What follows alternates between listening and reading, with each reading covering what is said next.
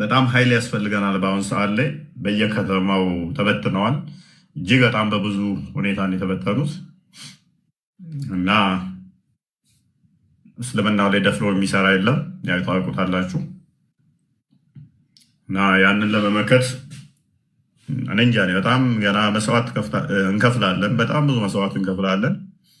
በኃይል በስፒድ ብንሰራ ራሱ እነሱ የደረሱበት ደረጃውን እነሱ የፈጠሩትን ኃይል ለማምጣት አትሊስት 5 ዓመት ይፈጅብናል። ቤተክርስቲያን ሙሉ አቅሟን ተጠቅማ እስልምና ላይ ብትሰራ ራሱ እነሱ የሄዱበትን ርቀት ለመድረስ ሚኒመም 5 ዓመት። እነሱ ደግሞ በ5 ዓመት ውስጥ ቁጭ ብለው አይጠብቁም። በእያንዳንዱ ከተማ ላይ ክርስትና ላይ የሚሰራ መንገድ ላይ ወጥቶ ማለት ነው አደባባይ ላይ ወጥቶ የሚሰብክ አትሊስት 10 ሰው አላቸው። በትነዋል። ለአዲስ አበባ ብቻ 1000 ሰው እያዘጋጁ ነው። ተበትነዋል የተወሰነ በቂ ደግሞ አሁንም አይደለም ብለው 1000 ሰው እያሰለጠኑ ነው። ቤተክርስቲያን አንድ የላትም። አደባባይ ላይ ወጥቶ እስልምናን ቻሌንጅ ሊያደርግ የሚችል አንድ የላትም። አውደ ምሕረቱ ላይ ሳለ አይደለም። አውደ ምሕረቱ ላይ ራሱ እስልምናን ቻሌንጅ የሚያደርጋል።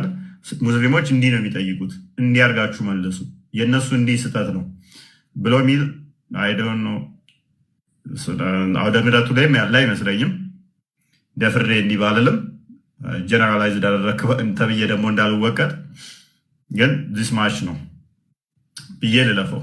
ኦልሞስት የለም ብዬ ድፍረቱን ከእናንተ ካገኘሁኝ ኦልሞስት የለም ማለት እደፍራለሁ ስላልገጠመኝ እኔ የሙስሊሞች አስተምሮ ቁርአን እንዲህ ስህተት ነው፣ ሀዲሳቸው ስህተት ነው፣ የእኛን እንዲቃወማል ይህ ስህተት ነው ብሎ የሚነቅፍ የለም። ከህይወታቸው አንጻር ይፈራሉ። የደህንነት ጉዳይ አለ። እንደኛ ድንጋይ ካልሆኑ አርዳሃለሁ ሲል ስጋዬን ትበላለህ፣ ደምህን ነው አትፈስሰው ሲል ደሜን ትጠጣለህ እያለ እንደኛ አይነቱ ድርቅ ብሎ የሚመጣ ካሌለ መምህራኖች እንደዛ አይነት ውስጥ የሚገቡ አይመስለኝም። ምክንያቱም አስተምሮቱም ትንሽ ጤናማ ስላልሆነ ስታነቡት አይስማማችሁም። ላይፋችሁን በጣም ነው ያበለሻሽባችሁ፣ ህይወታችሁን ያመሰቃቀልባችኋል። አጋንንታዊ አስተምሮ ነው። በጣም አስቸጋሪ ነው። ባይዘ ሰዎችም ደግሞ ለማስረዳትም ትንሽ ይከብዳል። ክርስትናው እኛ የተገነባንበት የክርስትና አስተምሮ እናውቀዋለን። ቅድስና ምናምን ነገር ነው። እዚህኛው ጋር ደግሞ ስንመጣ ጭምልቅልቅ ያለ ታሪክ ነው ያለው። ያንን ጭምልቅልቅ ያለ ታሪክ ስታወራው አይምሮን እየረበሸ ከቅድስና እንድትወጣ ሴጣንም ይታገላል።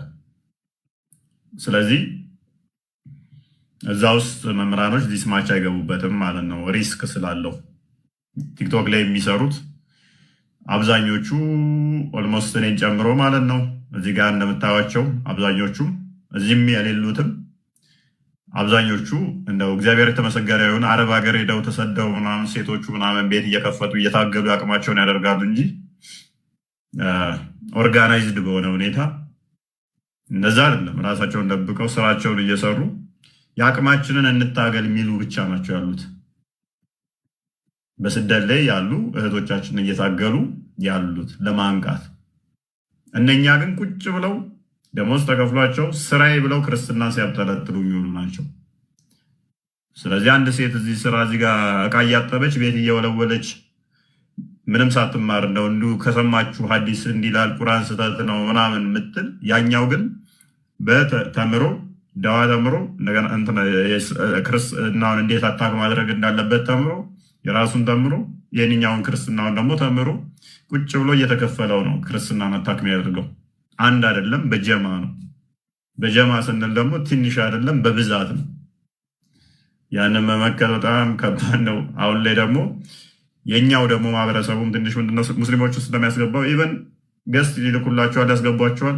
ዝም ብለው ምንፍቅና ሲያስተምሯቸው ያደምጣሉ።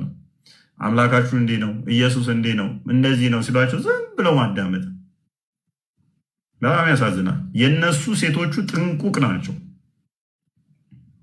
ክርስቲያን አስገብታ ነብይሽ እንዲያርጓል ስትባል ቁጭ ብላ ልታዳምጥ አታደርገው። 1 ደቂቃ ቆይ ዘግታ ትወጣለች ካላወቀች።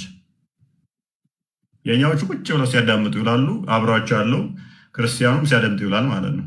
እና ይህንን ምን ማድረግ እንችላለን? እየዞርን ልጆቻችሁን በስርዓት አሳድጉ፣ ሴት ልጆቻችሁ እንዳይልከሰከሱ በስርዓት እንትን በሉ እያልን አንልም።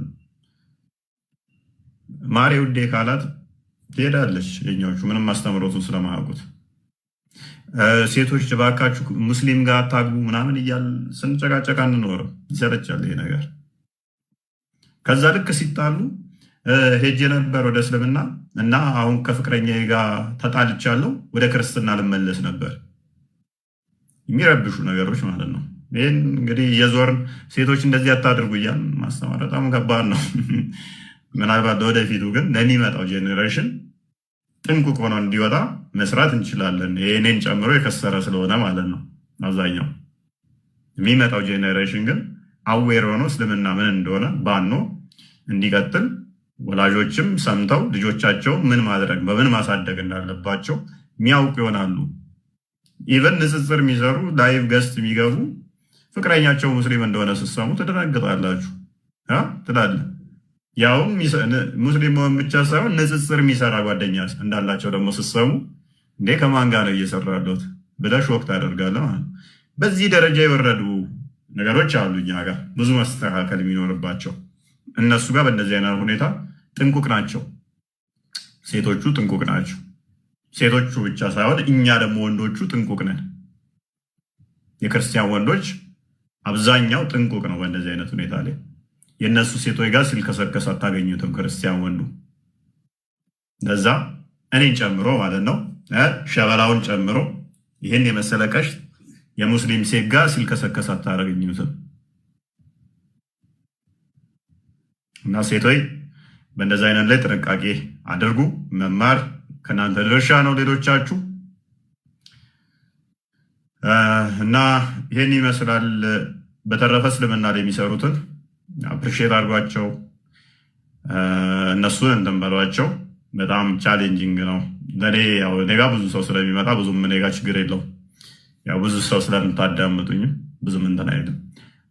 ሌሎቹን ግን እንትን በሏቸው። ብዛቶቹ በስደት ላይ የሆነው ምናምን በመከራ ውስጥ ሆነው ስለሆነ የሚሰሩትም እንደዛ ነገር ነው። ኔስ እፎይ ወንድሜ፣ ያው አንድ መልዕክት ላስተላልፍልክና ልውረድ። እግዚአብሔር ከፈቀደ መስጊድ የሌለበት ቦታ አክሱም ሲሆን እንድታየው አግዛለሁ። ከምር ያው በተረፈ ሰላሙን ድንግል ማርያም ጠብቅ። ሰላሙን ሊብዛለን። አሜን አሜን። አክሱም እመጣለሁኝ። ብዙ ጓደኞች አሉኝ። በቃ እንዳቀር